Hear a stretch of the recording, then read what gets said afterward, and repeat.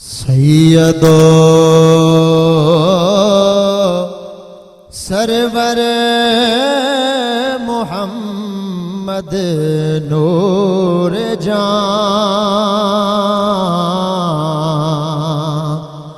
मेहतरो बेहतर शफी मुजरिमा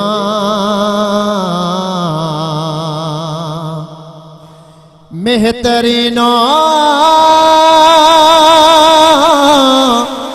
बेहतरीन अंबिया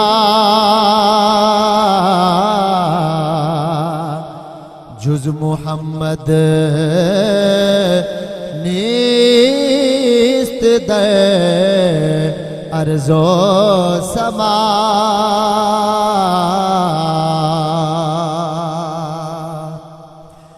मौलवी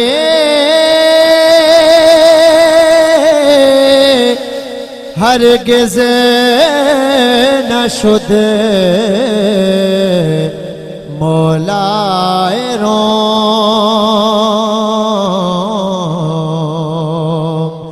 ता गुलामे शम्स तबरेज़ी न शुद।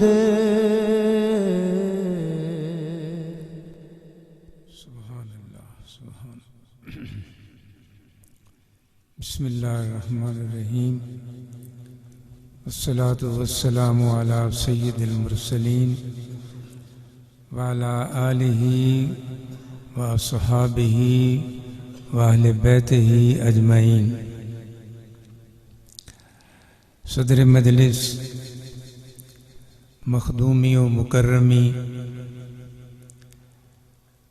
हज़रत साहबजादा हाजी महबूब हुसैन साहिब दामत बरकातुहुमुल आलिया, असातिज़ाए किराम, अज़ीज़ तलबा और यारान तरीक़त, अल्हम्दुलिल्लाह अल्लाह रब्बुल इज़्ज़त के फज़ल व करम से आज हम मशाइख़ बीरबल शरीफ की के उर्स मुबारक की पहली नशिस्त में हाज़री का शर्फ हासिल कर रहे हैं। आज की ये नशिस्त मंसूब है हज़रत गरीब नवाज ख्वाजा मोहम्मद फ़खरुद्दीन चिश्ती निज़ामी बीरबलवी रहमतुल्लाह ताला अलैह के, जो कि महबूब खलीफा थे कुदवतुल आरिफीन हज़रत ख्वाजा अहमद मैरवी रहमतुल्लाह ताला अलैह, और वो खलीफा मुकर्रम थे हज़रत गौसे ज़मा शाह मोहम्मद सुलेमान तौसवी रहमतुल्लाह अलैह। तो ये तौसवी और मैरवी फैज़ान का एक चश्मा है। अल्लाह रब्बुल इज़्ज़त का शुक्र है कि उसने इस चश्मा फैज़ के साथ हमारी किस्मत और हमारा मुकद्दर वाबस्ता कर दिया। ये बुजुर्ग जिनको विसाल फरमाए, कई बार लोगों को सदियां गुजर जाती हैं, लेकिन हम उनको याद रखते हैं। इसलिए याद रखते हैं कि उन्होंने वक्त की कदर की। अगर उनकी जिंदगी का मुताला किया जाए तो बुनियादी चीज जो हमें नजर आती है वो ये है कि उन्होंने वक्त की कदर की। अपनी उम्र का एक एक लम्हा या तो तालीम हासिल करने में गुजारा या उस इल्म पर अमल पैरा होने में गुजारा।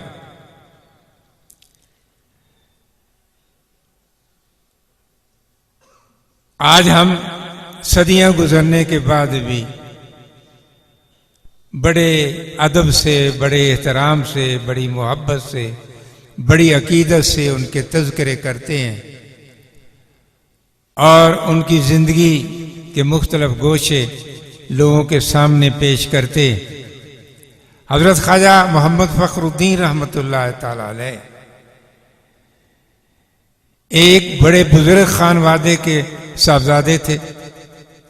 इल्म भी हासिल किया, यहाँ भी पढ़े, मुल्तान भी पढ़ते रहे कुछ अरसा, लाहौर भी पढ़ते रहे, दिल्ली में भी वक्त के जय्यद उलमा से इस्तिफादा किया और घर वापस आए। पीरजादे थे, अगर वो चाहते तो उसी तरह बैठे रहते, लोग उनके हाथ चूमते, नजराने पेश करते। पीर तो वो खानदानी पीर थे, जरूरत क्या थी, लेकिन दिल के अंदर इखलास था, लिल्लाहियत थी कि ऐसे ही पीर बनकर हाथ जुमाते रहना, नजराने वसूल करते रहना, ये कुछ हैसियत नहीं रखता जब तक कि किसी कामिल के हाथ में हाथ न दिए जाए। चुनाचे वो तलाश करते रहे, बुजुर्गों के पास जाते रहे, वक्त जाया नहीं किया।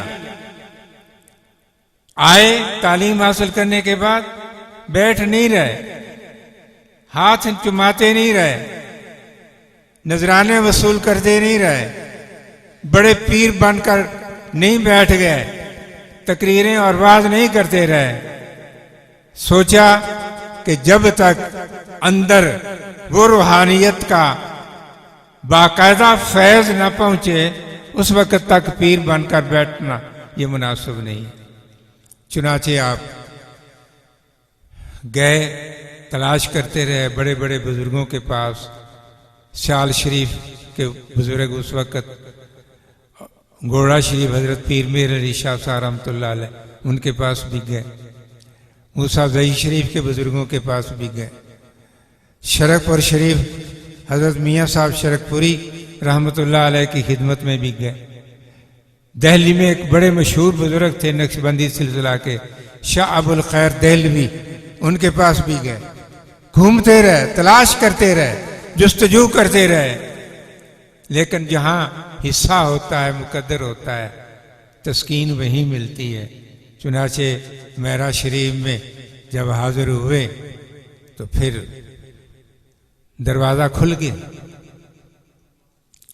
रूहानियत के दरवाज़ा खुल गया, फैज़ान का चश्मा जारी हो गया, रूहानियत की बारिश होने लग गई और दौलत समेट कर वापस आए और फिर यहाँ बीरबल शरीफ को रंग लगा दिया। चिश्ती फैज़ का पहला चश्मा जो है बीरबल शरीफ में, वो हजरत ख्वाजा फ़खरुद्दीन रहमतुल्लाह अलैह के दम से।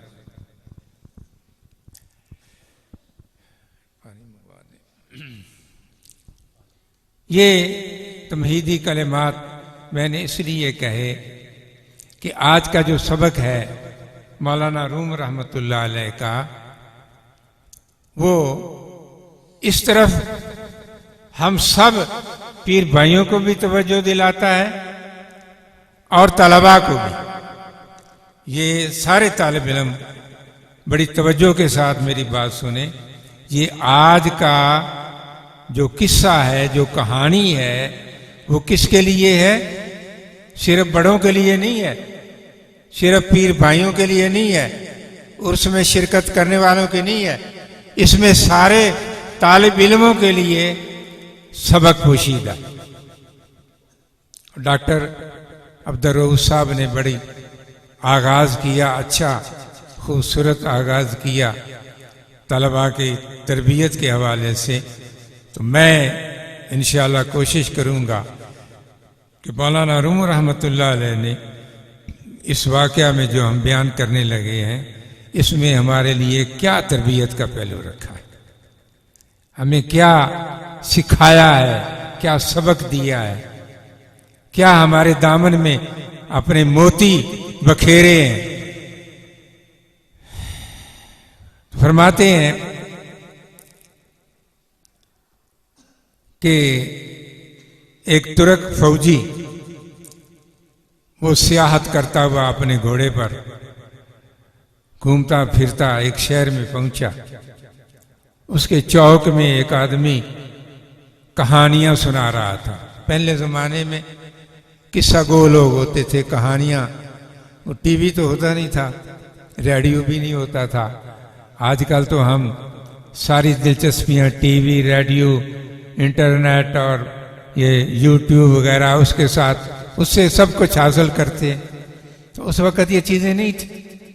तो वे कुछ लोग होते थे जिनको मलका होता था कहानियां सुनाने का। तो वो चौक में बैठ जाते थे, कहानियां सुनाते थे, बड़ी दिलचस्प करके कहानी सुनाते थे। लोग फिर उनकी खिदमत भी करते थे। तो वो फौजी जो है वो घोड़े पर सवार बड़े करोफर के साथ चलता फिरता वो वहां पहुंचा।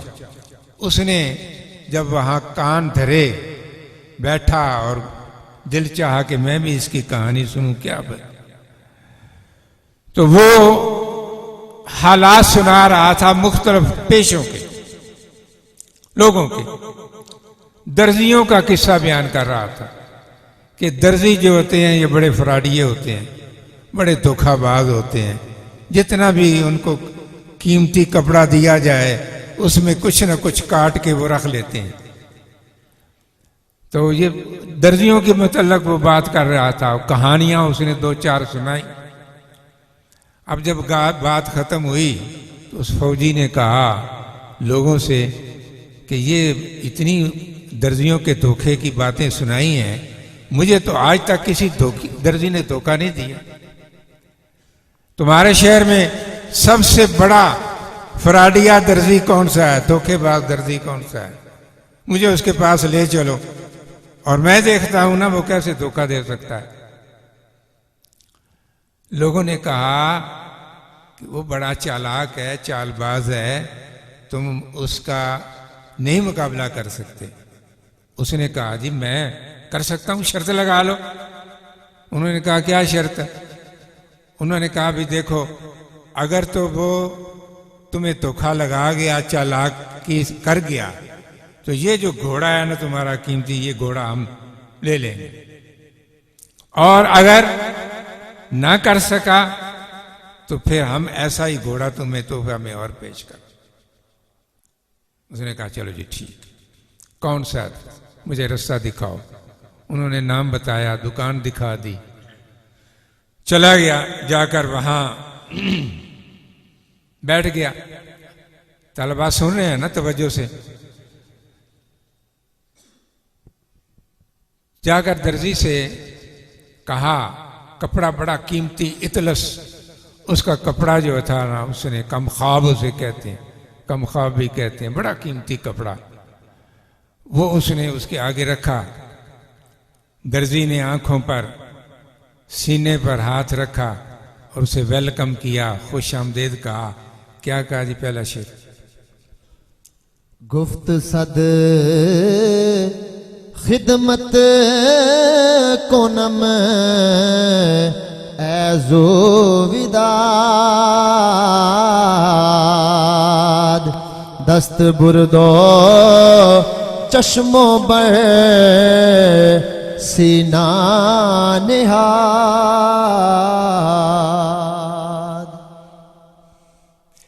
हाँ जी, वो गया। दर्जी ने देखा कि एक बड़ा वर्दी में मलबूस तुर्की है और ये बड़ा अमीर आदमी होगा, तो कपड़ा भी इसका बड़ा कीमती होगा, उसमें से कुछ न कुछ उड़ाना चाहिए। उसने उठा, उठकर उसको सलाम किया, आंखों पर हाथ रखा, सीने पर हाथ रखा, कहा जी दोस्त मेहरबान आइए तशरीफ लाइए। सोफे पर बिठाया उसे, कहा मेरे लायक कोई हुक्म इरशाद फरमाए। बड़े ही अदब से, बड़े ही एहतराम के साथ वो बड़ा खुश हो गया कि ये तो बड़ा अच्छे अखलाक का मालिक है। ऐसे ही लोग कहते हैं कि बड़ा फराडिया है, ये तो बड़ा अच्छा आदमी है, बड़े मोहब्बत से मिल रहा है। हम भी ऐसा ही करते हैं, बाज़ दफ़ा बज़ाहिर बड़ी जुबान की मिठास से धोखा खा जाते हैं।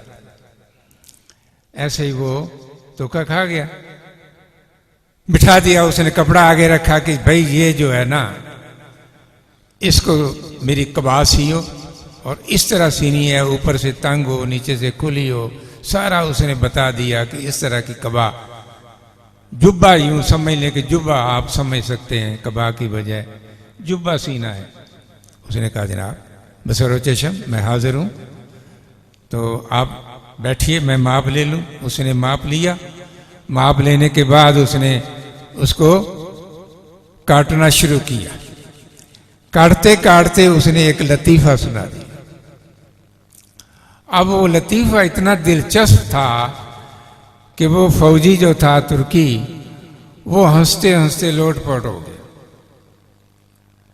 और बाज़ दफ़ा आदमी को हंसते हंसते आंखें बंद हो जाती हैं, तो जब उसकी आंखें बंद हुई तो उसने तेजी से एक टुकड़ा काट कर अपनी रान के नीचे रख लिया। अब वो इतना दिलचस्प किस्सा था, लतीफ़ा इतना मज़ेदार था कि अब उसको याद ही ना रहा कि मैं तो ये कपड़ा सिलाने आया हूँ।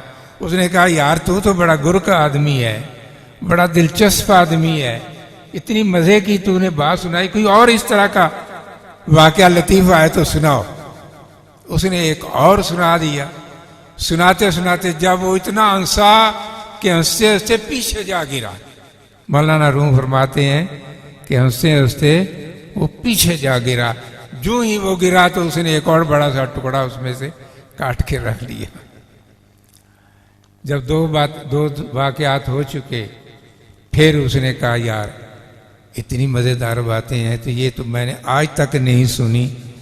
तू पहला शख्स है जो इतना बड़ा माहिर है और इतनी प्यारी बातें करता है, इस तरह की और बात सुनाओ। मैं भी अपने बच्चों को जाकर ये लतीफ़े सुनाऊंगा, ये कहानियाँ सुनाऊंगा। उसने कहा अच्छा जी सुना देता हूँ। उसने फिर एक और किस्सा सुनाया, लतीफ़ा सुनाया। ऐसा लतीफ़े में उसे मस्त किया कि वो उसे होश ही ना रहा कि ये कपड़ा काट रहा है। उसे उसने देखा ही नहीं। वो हंसते हंसते लोटपोट हो जाता था, सोफे पर गिर जाता था, कभी इधर गिर गया कभी इधर गिर गया। तो वो कपड़ा, अब जब चौथी मर्तबा उसने कहा ना यार दिल भरा नहीं है, एक किस्सा सुनाओ, एक लतीफ़ा और सुनाओ जी। यक मुज़ाहिक चुस्त गुफ्ता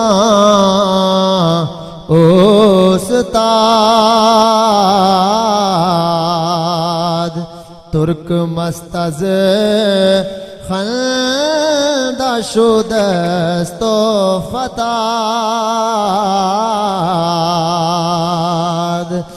तुर्क खंदी दन गरिफ्त अज दास्तां, चश्मे तंगश गश्त बस्ता ज़मां। आगे भी पढ़ दें। गुफ्त दर्जी तुर्क राज़ी दर गुज़र, वाय बर तो गए कुनम लागे दिगे, पस कबायत तंग आयद बाज पस, कुनद बाखिश तन खुद ही चिकस। जब चौथी मर्तबा उसने कहा बेलिया एक था और वाक़या सुना दे, बड़ी दिलचस्प किस्से हैं, बड़े लतीफ़े हैं, मेरी परेशान थी तबीयत तूने मुझे बाग बाग कर दिया है, बड़ा खुश कर दिया है, एक और सुना। अब दर्जी ने कहा कि जनाब अली अगर एक लतीफ़ा मैंने और सुना दिया ना तो फिर आपका जुब्बा तैयार नहीं हो सकता। क्या कहा? फिर आपका जुब्बा तैयार नहीं हो सकता, बेहतर यही है कि ये मामला यहाँ बंद कर दिया जाए, ठप दिया जाए। मौलाना रूम रहमतुल्लाह अलैह फरमाते हैं ये बातें अभी हो रही थी कि वो शहर के लोग जो ताड़ में खड़े थे बाहर देख रहे थे कि क्या करते हैं, वो अंदर आ गए। उन्होंने आकर देखा कि दर्जी अपना काम कर चुका है। उन्होंने दर्जी को बताया कि दर्जी भाई ये हमारे साथ शर्त लगा कर आया था कि तुम इसको दाव नहीं लगा सकते, तो सुनाओ कुछ काम दिखाया, कोई इसमें अपने हुनर का सबूत दिया। उसने अपने रान के नीचे और नेफे में जो टुकड़े रुसे हुए थे वो निकाले और कहा कि ये देखो मैंने इसके ये पीस निकाल कर अलग कर लिए थे। अब वो मौलाना रूम रहमतुल्लाह अलैह फरमाते हैं कि वो तुर्की जो था उसकी आंखें खुल गईं। उसने कहा मेरे के साथ तो वाकई ये दाव लगा गया। मैं अपने आप को बड़ा अक्लमंद, बड़ा ज़ीरक, बड़ा चालाक, बड़ा होशियार समझता था, लेकिन ये मुझे भी लगा गया, चूना लगा गया। तो मौलाना रूम रहमतुल्लाह अलैह फरमाते हैं कि उसने अपना घोड़ा भी वो शर्त में लगाया हुआ था, वो घोड़ा भी हाथ से निकल गया। लोगों ने ले लिया, कहा हमारे साथ तो उन्हें वादा किया था कि अगर दर्जी ले गया, दाव लगा गया, तो घोड़ा जो है वो तुम्हारा होगा, इसलिए अब ये हमारा है, हमारे हवाले करो। चुनाचे वो घोड़ा उन्होंने ले ली। अब इससे क्या हमें सबक क्या देते हैं मौलाना ने, ये किस्सा क्यों बयान किया है? फरमाते हैं जी, मुखलिसश बिशना तुई आतुर के गोल आलमे गद्दार खयात चुगुल इतला से कज़े बहरे तकवा सला दोख्त बायद खर्ज कर दी अज मजा। हज़रात गिरामी, मौलाना जलालुद्दीन रूमी रहमतुल्लाह अलैह ये किस्सा बयान करके फरमाते हैं कि ऐ इंसान, वो फौजी जो है वो तू ही है। फौजी, तुर्क फौजी वो तू ही है। और वो जो दर्जी है वो दुनिया है। दर्जी क्या है? दुनिया है, जो अपनी रंगीनियों में, अपनी दिलचस्पियों में, इसमें तुम्हें इस तरह मस्त कर देती है कि तू गाफिल हो जाता है। जिस मकसद के लिए तू दुनिया में आया वो मकसद तेरी नजरों से ओझल कर देता। और फरमाते हैं कि रेशमी कपड़ा क्या है?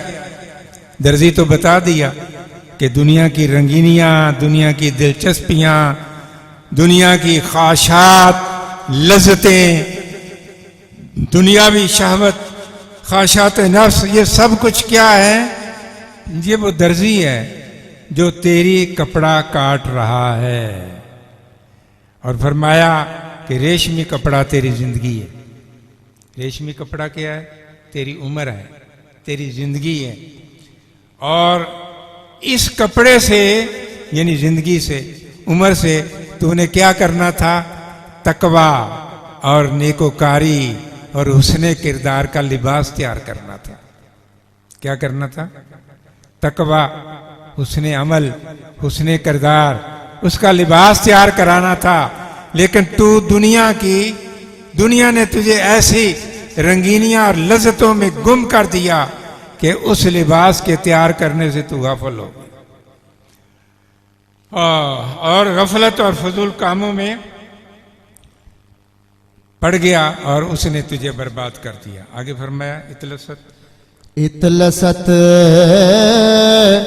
उम्रो मजाहिक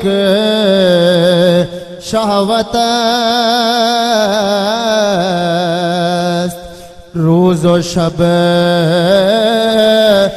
मिक़राज़ो खंदा गफलत अस्प ईमान अस्तो शैतान दर कमी बाखुदा अफसाना रा बिगुजार ही। फरमाया इतलस उमर मदाहिक शाबत। ये जो कपड़ा है ना, जिंदगी का कपड़ा, ये इतलस जो है ये तेरी उम्र है। ये कम ख्वाब कीमती कपड़ा तेरी उम्र है।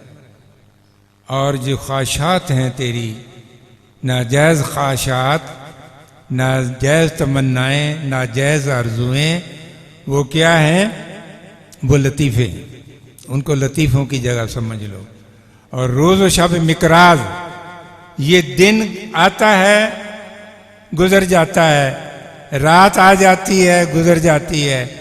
ये दिन और रात का आना जाना मुसलसल के साथ ये कैंची चल रही है। ये क्या हो रहा है? कैंची चल रही है, तेरी उम्र के काट रही है, इसे काट काट कर अलग कर रही है। उस कम ख्वाब कीमती कपड़े के टुकड़े अलग होते जा रहे हैं। तेरी उम्र घटती जा रही है। तू समझता है कि मैं बड़ा होता जा रहा हूं, मैं बड़ा हो गया हूं। नहीं, तू उम्र के लिहाज से छोटा हो गया है।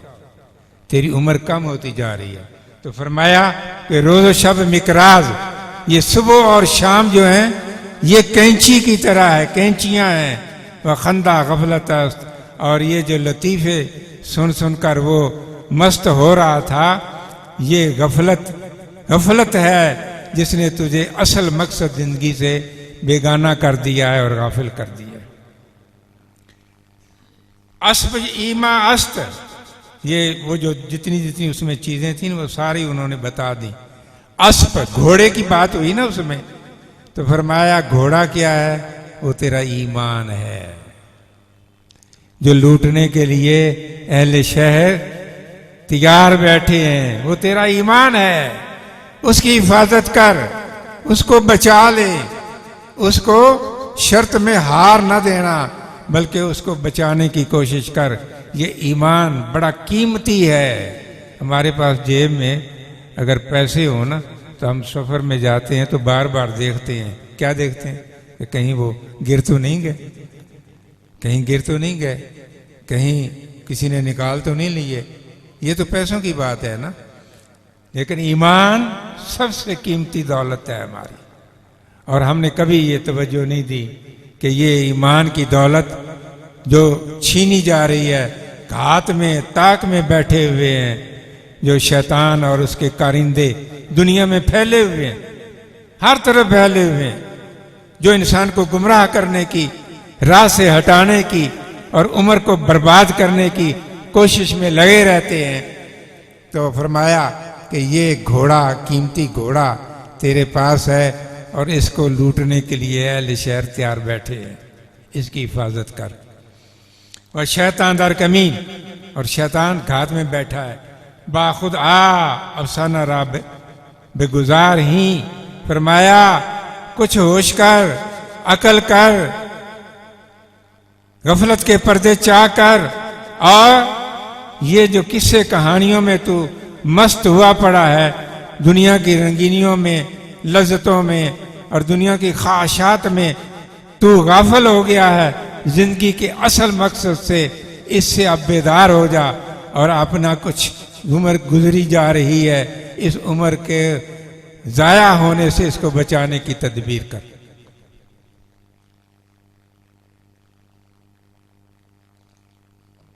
अजीज तलबा, आपसे मैं मुखातब होता हूँ। आपका वक्त, इंसान की उम्र तो किसी की 40, किसी की 50, किसी की 100, दुनिया में ठहरने की, किसी के अला हाजल के आस, लेकिन आपका यहाँ ठहरना ये चंद साल है, ये चंद साल है। 8-10 साल ज़्यादा से ज़्यादा इतना ही होता है अमूमन, MA करने तक या MPhil करने तक 10-12 साल में फारिग हो जाते हैं। तो ये 8-10 साल जो हैं ये बड़े कीमती लम्हात हैं, आपके बड़े कीमती लम्हात हैं। और आप खुशकिस्मत हैं कि आपको हर तरह की, जैसे डॉक्टर साहब फरमा रहे थे कि आपको हर तरह की आसाइशें हासिल हैं, रिहाइश मुयस्सर है, असातिज़ा मौजूद हैं और खाना मौजूद है, हर तरह की आपकी ज़रूरियात का इदारा कफ़ील है। आपको कहीं जाना नहीं पड़ता, कहीं आपको धक्के नहीं खाने पड़ते, कहीं आपको किसी दरवाजे पर रोटियां नहीं मांगनी पड़ती, बल्कि सब कुछ आपकी ज़रूरियात का इदारा कफ़ील है। जिन लोगों ने आज, जिनके बड़े बड़े नाम आप सुनते हैं, कभी आप उनकी ज़िंदगियों का मुताला करें तो आपको पता चलेगा कि उन्होंने तो बड़ी मुश्किलात में इल्म हासिल किए, बड़े धक्के खाए, बड़े दुख झीले। एक अंदलुस से बुजुर्ग आए, उनका वाक़या मैंने पढ़ा कि वो जब आए बगदाद में, बगदाद उस वक़्त इल्म का मरकज़ होता था। अंदलुस का सफ़र जो है वो बगदाद से तकरीबन 3000 मील दूर है। कितना? 3000 मील दूर। वहाँ से आए, आकर हज़रत इमाम अहमद बिन हम्बल का दौर था और बड़े वो उनका शोहरा था, बड़े मुहद्दिस थे, बड़े फ़कीह थे। 4 इमामों में से एक उनका भी नाम है। क्या नाम उनका? इमाम अहमद बिन हम्बल रज़ी अल्लाह ताला अन्हु। तो उनके पास वो गया, जाकर कहा जी मैं आपके पास पढ़ना चाहता हूँ। उनके घर गए, क्योंकि उस वक़्त का जो बादशाह था ना, खलीफा, वो उनके खिलाफ हो गया था। वो खल्क़े कुरान का मसला था, उस सिलसिले में उसने आपका दर्स बंद कर दिया, ताला लगा दिया आपके दर्स को। आपका जो दारुल था, मदरसा था, उसको लॉक कर दिया और कहा कि आप पढ़ा नहीं सकते, अगर पढ़ाएंगे तो आपको सज़ा मिलेगी, दुर्रे लगाए जाएंगे। चुनाचे आप घर ही रहते थे। अब वो तालिब इल्म वहाँ से अंदलुस से आया बगदाद में, आकर उसने दरवाज़ा खटखटाया। अंदर से इमाम अहमद बिन हम्बल निकले, ने फरमाया बेटा क्या बात है? उन्होंने कहा जी मैं अंदलुस से आया हूँ, आपका नाम सुनकर आया हूँ, आपकी शोहरत सुनकर आया हूँ, आपका शागिर्द बनना चाहता हूँ, आप मुझे अपने शागिर्द बना लें, मुझे पढ़ाएं। आपने फरमाया हक में वक्त ने पाबंदी लगा दी, नहीं पढ़ा सकता। उसने कहा जी एक तजवीज़ है मेरे ज़हन में। क्या तजवीज़ है? मैं एक झोला सिला लेता हूँ फ़कीरों वाला, वो अपने गले में डाल लेता हूँ। जो मांगने जाते हैं ना फ़कीर, आपने देखे हो, झोला डालते हैं, झोला गले में डाल लेता हूँ। मैं आऊँगा आपके दरवाजे पर फ़कीर खैर मांगने के लिए, खैरात मांगने के लिए। आप बाहर आएंगे, ड्योढ़ी में खड़े होकर 5-10 मिनट के लिए जो आप मुझे सबक दे देंगे वही मेरे लिए काफ़ी होगा। अल्लाह अकबर। ये है तलब इल्म की प्यास, सच्ची प्यास इसको कहते हैं। तो आए, इसी तरह उन्होंने इल्म हासिल किया और फिर वो अपने मुल्क में जब वापस गए तो वहाँ के इमाम हुए। इसी तरह एक याहया बिन याहया अंदलुसी, वो भी आए और मदीना पाक में इल्म हासिल करने के लिए। हज़रत इमाम मालिक का नाम सुना होगा, 4 इमामों में से एक इमाम हज़रत इमाम मालिक रज़ी अल्लाह ताला अन्हु आप के पास हाजिर हुआ, मदरसे में पढ़ने लग गए। तो एक दिन एक बाजीगर आया, और बाजीगर, ये मदारी जो होते हैं बाजीगर, वो जानवर होते हैं ना, किसी के पास बंदर होता है, किसी के पास कुछ होता है, किसी के पास, जिस तरह आजकल सर्कस में भी जानवर लेकर आते हैं, शहर शहर घूमते हैं और लोग बड़े शौक से जाकर देखते हैं। इस तरह उस जमाने में अरब में और मदीना में हाथी नहीं होता था। वो हिंदुस्तान से कहीं हाथी लेकर आया और लाकर मदीना में उसने ऐलान कर दिया कि जिसने हाथी का तमाशा देखना हो आ जाए। सारा शहर उमड़ आया और मदरसे दरसों के जो तालिब इल्म थे वो भी सारे निकल गए और जाकर वो तमाशा देखने लग गए।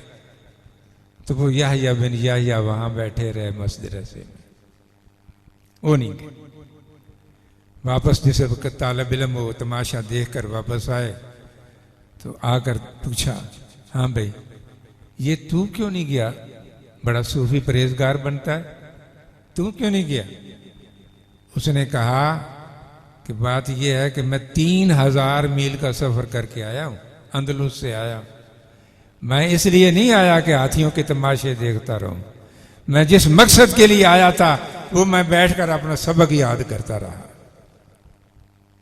तो हजरात गिरामी, ये वो लज्जात हैं, वो ख्वाहिशात हैं, वो रंगीनियां हैं दुनिया की जो इंसान को, बड़ों को भी गुमराह करती हैं और तालिब इल्मों को भी गुमराह करती। तलबा की तवज्जो हटाने के लिए तो बड़ी बड़ी मुशक्कतों से उठाए, तालीम हासिल किया।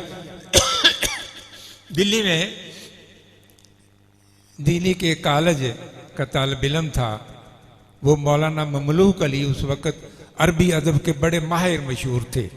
उनके पास गया और जाकर कहा, हजरत, बड़ी तवज्जो से सुनने वाली बात, हजरत मैं आपसे इल्म हासिल करना चाहता हूँ।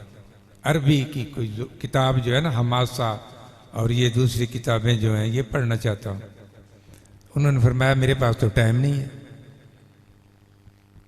मैं दफ्तर जाता हूँ, पालकी में जाता हूँ, मदरसे में जाता हूँ। उस ज़माने में असातिज़ा की बड़ी इज्जत और कदर इस अंदाज की थी कि जो बड़े मशाहिर थे वो डोली, पालकी में उनको बिठाकर ले जाते थे। गाड़ियाँ तो नहीं होती थी, तो पालकी में आगे 4 आदमी होते थे, 2 आगे 2 पीछे, उनको उठाकर वो पालकी में, डोली में उठाकर ले जाते थे। तो मैं जाता हूं तो वो वक़्त मेरे पास होता है, अगर तुम मेरी पालकी के साथ चल सकते हो तो फिर मैं पढ़ा दूंगा, और अगर नहीं चल सकते तो मेरे पास और टाइम नहीं है। उन्होंने कहा, जी मैं हाजिर हूं। चुनाचे वो सुबह सवेरे अलग सुबह जब वो अपने पालकी में सवार होकर जाते तो वो साथ साथ, और कहार जो होते हैं ना, कहार कहा जाता है, वो पालकी उठाकर जाने, वो तेज तेज दौड़ते हैं ताकि जल्दी सफर खत्म हो और हमारे कंधे का बोझ खत्म हो। वो तेज चलते हैं। तो अब अंदाजा कर लें कि वो पालकी वाले तेज तेज जा रहे हैं, उनके साथ वो तालिब इल्म भी भागता हुआ जा रहा है। रास्ते में कोई पत्थर आ गया, कोई ईंट आ गई, कोई रोड़ा आ गया, कभी गिर पड़ते थे, कभी उठ जाते थे, और हत्ता के बाद दफा कदम जख्मी हो जाते थे, लहू लुहान हो जाते थे। इस तरह उन्होंने हमासा और मुतनब्बी और दूसरी अदब की बुलंद पाया किताबें वो पालकी के साथ दौड़ते दौड़ते पढ़ी। ये बंदा कौन था पता है आपको? ये बंदा जो पालकी के साथ दौड़ा करता था और जख्मी हो जाया करता था, पांव उसके जख्मी हो जाते थे और कपड़े फट जाते थे, वो बंदा कौन था? वो डिप्टी नजीर अहमद थे। डिप्टी नजीर अहमद उर्दू अदब के, उर्दू की किताबें आपने पढ़ी हैं, बहुत बड़े अदीब, बड़ी किताबों के राइटर डिप्टी नजीर अहमद। और ये वो शख्सियत हैं जो हजरत ख्वाजा मोहम्मद उमर बीरबलवी के भी उस्ताद हैं। बीरबल शरीफ के जो बड़ा रोज़ा है ना बाहर, हजरत आला के रोज़े के साथ मस्जिद के पास, हजरत ख्वाजा मोहम्मद उमर रहमतुल्लाह अलैह, बड़े जलीलुल कदर कुतुब आलम बुजुर्ग हुए हैं अपने ज़माने के। तो उनके भी वो उस्ताद थे। हजरत ने उनसे पढ़ा, डिप्टी नजीर अहमद साहब के पास जाकर उनके वो शागिर्द बने हजरत ख्वाजा मोहम्मद। इसी तरह एक और दिल्ली कॉलेज के तालिब इल्म थे, वो गए मौलाना फैजल हसन सहारनपुरी, लाहौर फैजल हसन सहारनपुरी ये ओरिएंटल कॉलेज में प्रोफेसर भी रहे, अरबी के उस्ताद थे, बड़े मशाहिर असातिज़ा में थे। उनके पास गया कि जनाब मैं अरबी पढ़ना चाहता हूँ आपके पास। उन्होंने कहा मेरे पास तो टाइम नहीं है, मैं सुबह जाता हूँ कॉलेज, 2 मील का सफ़र पैदल करता हूँ, उस वक़्त किताब हाथ में उठा लो और मेरे साथ साथ पढ़ते जाओ। वो 2 मील के सफ़र के दौरान जो तुम पढ़ सकते हो पढ़ लो, बस ये वक़्त है मेरे पास, और तो वक़्त नहीं है। चुनाचे इसी तरह उस तालिब इल्म ने अरबी की बुलंद पाया किताबें अदब अरबी की, वो उनसे पढ़ी, मौलाना फैजल हसन सहारनपुरी से। और वो आदमी कौन था, वो लड़का कौन था पता है आपको? वो मौलाना शिबली नोमानी हुए बाद में। कौन थे?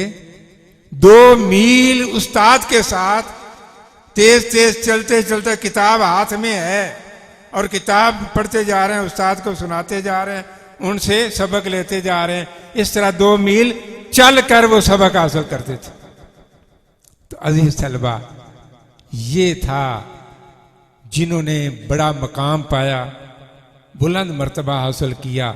उनके अंदर इस तरह इल्म की प्यास होती थी, इस तरह कदर होती थी वक़्त की उनके पास, कि वो वक़्त की कदर करते थे कि ये वक़्त हमारे पास थोड़ा है, ये ज़ाया ना हो जाए। ये गपशप में, इधर खेल कूद में और मोबाइल देखने में, यूट्यूब पर रंगारंग प्रोग्राम देखने में ये ना गुजर जाए जिस तरह के आज हमारे तालिब इल्म करते हैं। वक्त बड़ा कीमती, और ये शैतान का हरबा, ये शैतान का आला, ये ईजाद हो गया और ये हमारे हाथों में आ गया, और इससे हमारा इतना कीमती वक्त बर्बाद होता है। जो वक्त हमने जिक्र और फिक्र में गुजारना था, याद इलाही में गुजारना था, तालीम के हुसूल में गुजारना था, तालीम देने में गुजारना था, वो हम सारा बर्बाद कर देते हैं इसमें। तो अजीज तलबा, ये बड़ा कीमती वक्त है आपके पास। सुनिए, मेरी तरफ तवज्जो करें। ये बड़ा कीमती वक्त है आपके पास, इसकी कदर करें, इसको जाया होने से बचाएं। एक एक लम्हा आपके पास हीरे और जवाहरात की कीमत का है। ये मोतियों की कीमत भी कम होती है, लेकिन ये लम्हात जो आपको आपके वालिदैन ने आपको भेजा है यहाँ कुछ बनने के लिए, कुछ बनकर जाइए। तालीम मुफ्त है, रिहाइश मुफ्त है, कहीं आपको वो पालकी के साथ भागना नहीं पड़ता, कहीं आपको ठुडे नहीं खाने पड़ते, कहीं आपको हजारों मील का परदेश नहीं काटना पड़ता। अब तो आप रोजाना घर फोन करके बातें भी कर लेते, महीने के बाद या 2 माह के बाद घरों से हो भी आते हैं, मिल भी आते हैं, आपके वालिदैन भी आकर मिल जाते हैं, कोई मसला ही नहीं, कोई परेशानी नहीं। लेकिन जो वक्त है ये हाथ से भागता जा रहा है, ये कैंची लेकर काट रहा है आपको पता नहीं है कि वो कीमती कपड़ा आपका कटता जा रहा है और आपका लिबास तैयार नहीं होगा। वो लिबास जिसको पहनकर किरदार का लिबास, इल्म का लिबास, हुस्न अमल का लिबास और काबिलियत का लिबास और आला तरबियत का लिबास जो आपका तैयार होना है, वो सारा कट जाएगा, वो बर्बाद हो जाएगा, लिबास तैयार नहीं हो जाएगा। जब आप जाएंगे तो फिर क्या कदर होगी? अगर बढ़ना है, कुछ मकाम पाना है और रहती दुनिया तक अपना नाम जिंदा रखना है, अपना नाम जिंदा रखना है, अपने वालिदैन का नाम जिंदा करना है, तो उसकी एक ही सूरत है कि वक़्त की कदर करें। दूसरी चीज जो है वो ये है कि अपने इदारे के साथ मुखलिस हो। जब तक उस्ताद का अदब ना हो, किताब का अदब ना हो और इदारे का अदब एहतराम ना हो, उस वक्त तक फैज हासिल नहीं होता। बेअदबा मकसूद ना हासिल ना दरगाह ढोई। बेअदब को नूरानियत नहीं मिलती, इल्म का नूर नसीब नहीं होता, इल्म का फैज नसीब नहीं होता जो बेअदब होता है। बेअदबी क्या है? आप अपने इदारे में गंदगी फैला रहे हैं, ये बेअदबी। आप हाथ में शॉपर है, खाया, उसमें से बिस्किट खाए और उसे ऐसे ही फेंक दिया, तो ये क्या है? ये बेअदबी है। आप उसको वहां ना फेंकें, चलते चलते राह में ना फेंकें, बल्कि उसको उठाएं और उठाकर किस जगह पर जो बनी है जगह कूड़े रखने की, उसमें डालें, किसी टोकरी में डालें। इसी तरह मैंने देखा है कि बाज़ दफ़ा पड़ी होती हैं चीज़ें, तालिब इल्म गुजरते रहते हैं, परवाह नहीं करते। हालांकि अपने इदारे को साफ सुथरा रखना, देखना और दिखाना, ये आपका मिशन होना चाहिए कि मैं इस इदारे में पढ़ता हूँ, मैं यहाँ रहता हूँ, इसकी सफाई, इसकी पाकीज़गी, इसकी नज़ाफत, इसको खूबसूरत बनाना, इसको खूबसूरत देखना, इसको खूबसूरत दिखाना, ये मेरा फरीज़ा है। अगर आप नहीं करेंगे तो गोया आप इदारे के बेअदब हैं, आप अदब नहीं कर रहे। तो इदारे का अदब, इदारे का एहतराम इस तरह है कि आप इसी तरह आपका जो लिबास है वो साफ सुथरा हो, आपके बिस्तरे साफ सुथरा हो। पिछले कुछ 2 महीने पहले की बात है, मैंने उधर एक ब्लॉक में चक्कर लगाया तो देखकर बड़ा अफसोस हुआ कि इतने मैले कुचैले तकिए बिस्तर थे। वो बच्चों को समझाया, खुदा करे आपके बिस्तर गंदे ना हो, आपके तकिए गंदे ना हो, क्योंकि हो सकता है कभी कोई टीम आ जाए, सियाफियों की टीम आ जाए, वो आकर देखे जी ये इदारा बड़ा मशहूर है, इसका बड़ा नाम है, और चल के देखें तो सही है बच्चे रहते कैसे हैं। वो आपके कमरों में आकर झांकें तो आगे गंदगी के ढेर पड़े हुए हों, आगे आपका बिस्तर गंदा हो, अब आगे आपका तकिया गंदा हो, रोटी के टुकड़े पड़े हुए हों, आपके बर्तन में सालन लगा हुआ उसी तरह पड़ा हुआ हो, तो क्या तासर लेकर जाएंगे? आपकी नेक नामी होगी या बदनामी होगी? इदारे की नेक नामी होगी या बदनामी होगी? बताएं, नेक नामी होगी या बदनामी होगी? तो बदनामी का सबब कौन बना? आप बन गए। तो गोया इदारे की बदनामी, इदारे की नेक नामी, ये आपके हाथ में है। अगर आप अच्छी कारकर्दगी का मुजाहरा करेंगे, अच्छे अखलाक का मुजाहरा करेंगे, अच्छे लिबास साफ सुथरा पहनेंगे, आपका कमरा साफ सुथरा होगा, आपके बिस्तर साफ सुथरे होंगे, आपके बर्तन साफ सुथरे होंगे, आपका चलना बैठना उठना बावकार होगा, तो जो भी आएगा देखेगा वो कहेगा भाई वाह, क्या बात है, बड़ी आला तरबियत है। तो कि नेक नामी किसकी होगी? नाज़्म इदारा की होगी, नेक नामी आपके असाज़ा की होगी। अगर आप नहीं करेंगे तो असाज़ा भी बदनाम होंगे, इदारे के नाज़्म आला भी बदनाम होंगे। तो उस्ताद का अदब, जहाँ उनका एहतराम, अदब के हवाले से मुझे वाक़या याद आया। एक उस्ताद बहुत बड़े जय्यद आलिम थे। तो हारून रशीद बादशाह का नाम सुना है आपने? अब्बासी खलीफा था, बड़ा जलीलुल कदर खलीफा हुआ है।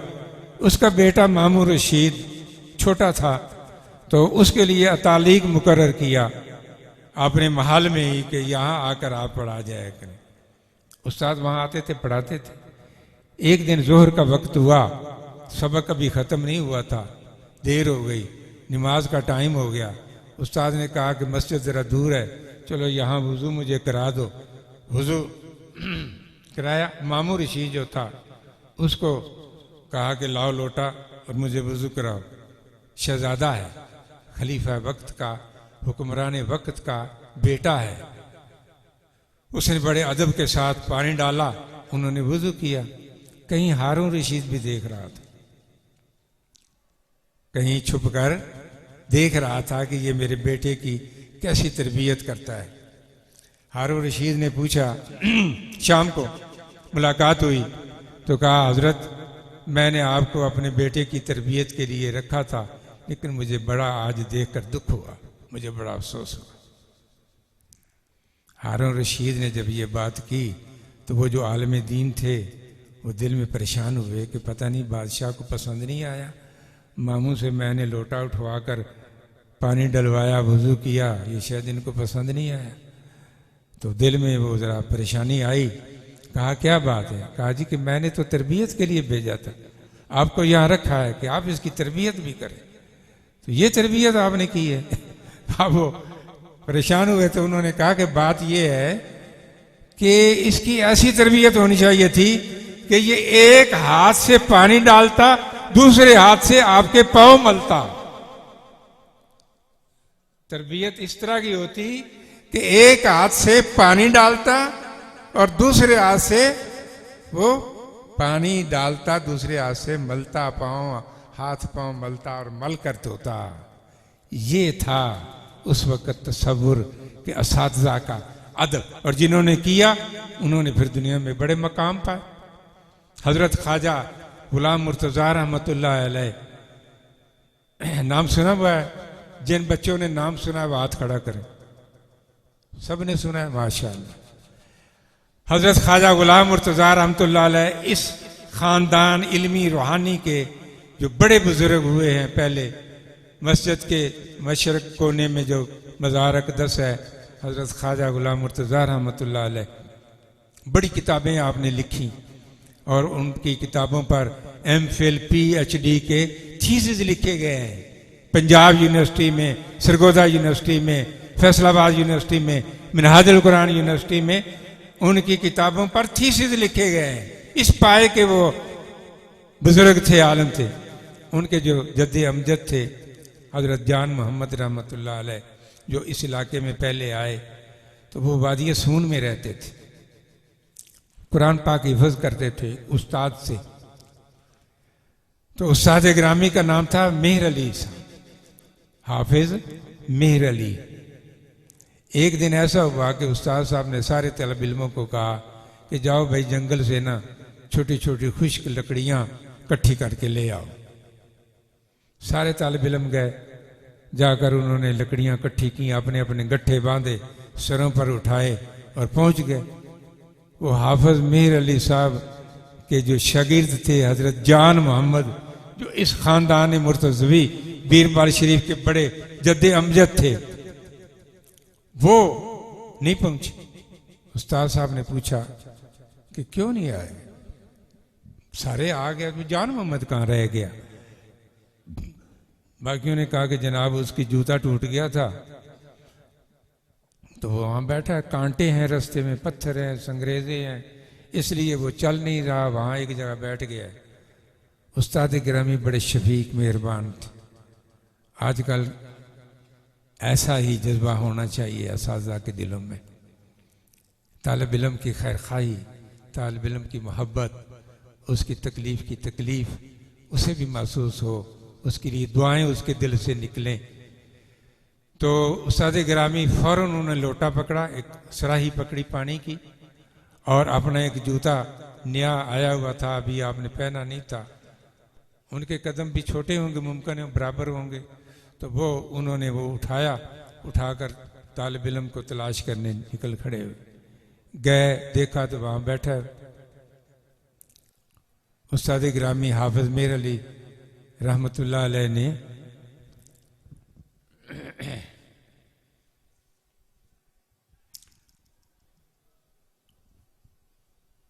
हाफिज मेहर अली रहमतुल्लाह अलैह ने जाकर हजरत जान मोहम्मद को पानी पिलाया, हौसला दिया, अपने जूते उनको दिए कि ये पहन लो, और ये गट्ठा, छोटे छोटे गट्ठे थे, इतने भारे तो नहीं थे, ये उठा लो, और उठाकर आ जाओ, चलो चल पड़े, ये कहकर चल पड़े। थोड़ी दूर गए, मुड़कर देखा तो नंगे पांव फिर आ रहे हैं। उन्होंने कहा कि आप नंगे पांव क्यों आ रहे हैं? उन्होंने कहा जूता कहाँ है? उन्होंने कहा जी जूते की जो जगह थी वहां मैंने रख दिया है। कहाँ रखा है? सीना खोलकर दिखा दिया, यहां बांधा हुआ था रुमाल के साथ।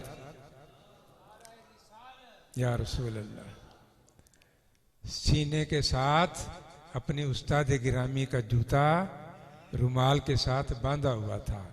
कहा कि जी इसका ये मकाम है, मैं आपका जूता पाँव में नहीं डाल सकता।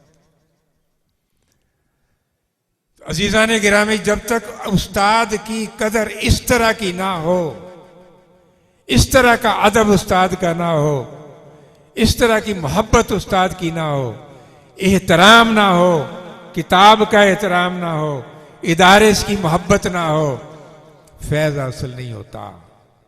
अगर आपने नूर इल्म हासिल करना है, इल्म तो सारे ही पढ़ लेते हैं, लेकिन इल्म का नूर उन्हें नसीब होता है जो अपने इदारे की कदर करते हैं, इदारे की इज्जत करते हैं, इदारे की नेक नामी की कोशिश करते हैं, इदारे को नेक नाम शोहरत अच्छी बनाने की कोशिश करते हैं, और असातिज़ा की नेक नामी और अपने वालिदैन की नेक नामी वो कोशिश करते हैं कि हमारी वजह से हमारे असातिज़ा की बदनामी ना हो, हमारी वजह से हमारे वालिदैन की बदनामी ना हो, हमारी वजह से हमारे इदारे की बदनामी ना हो, हमारी वजह से इदारे की नेक नामी हो, शोहरत अच्छी हो, लोग तारीफ करें आपके किरदार को देखकर।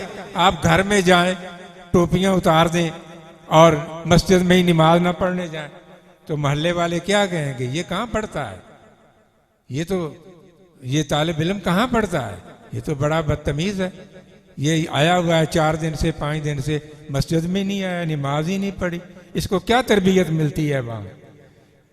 तो अगर आप इस तरह करेंगे तो बदनामी होगी। अगर आप जाएंगे, वकार के साथ रहेंगे, इज्जत के साथ रहेंगे, हुस्न अखलाक से सबको मिलेंगे, मस्जिद में बाकायदा जाएंगे, तो कहेंगे भाई ये फलां का बेटा गया था, ये कोई हीरा बनकर आ रहा है। जी, क्या बनकर आ रहा है? हीरा बनकर आ रहा है। अब ये आपकी मर्जी है अजीज तलबा, आपने हीरा बनना है या पत्थर बनना है, क्या बनना है? हीरा जिसने बनना हाथ खड़ा करे। माशाअल्लाह माशाअल्लाह, सब हीरा बनना चाहते हैं। खुदा करे आप सब हीरे बने, वालिदैन के लिए बायसे सुकून बने, वालिदैन की इज्जत और एहतराम में इजाफा करें, इदारे के लिए बायसे इज्जत बने, असातिज़ा के लिए बायसे इज्जत बने, आप पर नाज़िम इदारा फख्र करें, आपका नाम लेते हुए खुशी महसूस करें। तो अजीज़ा ने गिरामी, ये उम्र गुजर रही है, वक्त गुजर रहा है, तेजी से गुजर रहा है, दिन रात की कैंची चल रही है, आपका जो वक्त मुकर्रर है उसमें से कम होता जा रहा है, तेजी से कम होता जा रहा है। इसमें से कुछ हासिल कर लो, झोलियां भर लो, अपनी भर सकते हो तो झोलियां भर लो, ये वक्त फिर हाथ नहीं आएगा। अल्लाह रब्बुल इज़्ज़त मुझे और आप सबको इस वक्त की कदर की तौफीक अता फरमाए और हमें इस इदारे की वाबस्तगी और इसकी नेक नामी के जो तकाजे हैं, ये पीर भाइयों को भी चाहिए। ये नहीं है कि सिर्फ तालिब इल्म ही, बल्कि हमारे पीर भाइयों का अगर किरदार अच्छा होगा तो पीर खाने की नेक नामी होगी। पीर भाइयों का किरदार, अखलाक, रवैया, बर्ताव लोगों के साथ अच्छा होगा तो पीर खाने की नेक नामी। वाह भाई, बड़े कामिल पीर हैं जिनका ये मुरीद है, कैसा अच्छा किरदार है, कैसा अच्छा अखलाक है, कैसे अच्छे रवैये हैं जी, कैसी अच्छी सीरत है। तो जब देखें तो पीर खाने की नेक नामी हो। पीर भाइयों को इस पहलू को मद्देनजर रखना चाहिए। और तलबा से तो मैं सारी गुजारिश कर चुका हूँ। अल्लाह रब्बुल इज़्ज़त मुझे और सबको अमल की तौफीक अता फरमाए। व आखिर दाना अल्हम्दुलिल्लाह रब्बिल आलमीन।